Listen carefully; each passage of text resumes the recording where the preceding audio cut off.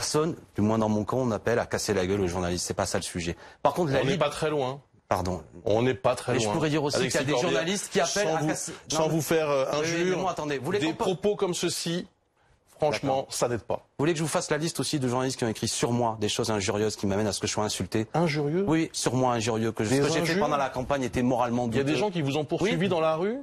Des journalistes vous ont poursuivi sur les réseaux sociaux, monsieur. Vous ont donné des coups de pied? Sur les réseaux sociaux. Vous ont craché dessus? Non, mais je vous dis que je condamne ça. Oui, mais je connais des journalistes qui ont la plume un peu alerte. Avec le goût du buzz. C'est aussi condamnable. Mais on est d'accord. C'est pour ça que je vous dis, sortons de cette querelle entre nous. Je vais vous dire une chose. C'est pas une querelle. Non, si. C'est grave. Mais bien sûr, c'est grave. La liberté de la presse, c'est fondamental. Il n'y a pas de société démocratique sans liberté de la presse, qui passe aussi par la capacité du citoyen.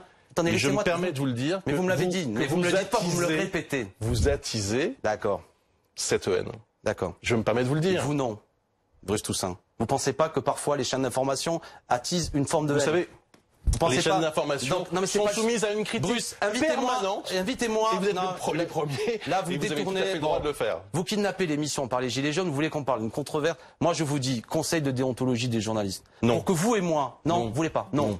C'est une profession intouchable. Il y a une déontologie qui est suivie par les journalistes dans les rédactions. Vous n'avez pas de chance. Même la ministre de la Culture est pour un conseil de déontologie. Chaque rédaction a un code de déontologie. Ah d'accord.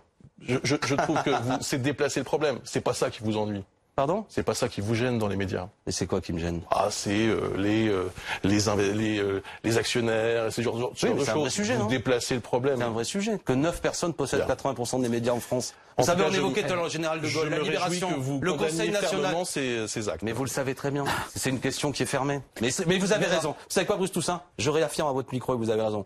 Il ne faut pas toucher aux journalistes. Pas de violence envers qui que ce soit, et notamment vis-à-vis des journalistes. Mais à l'inverse aussi, que la presse, par son goût du sensationnalisme, de certaines images, ne kidnappe pas et ne déforme pas ce mouvement en le résumant à l'action de gens violents. Ça marche dans les deux sens.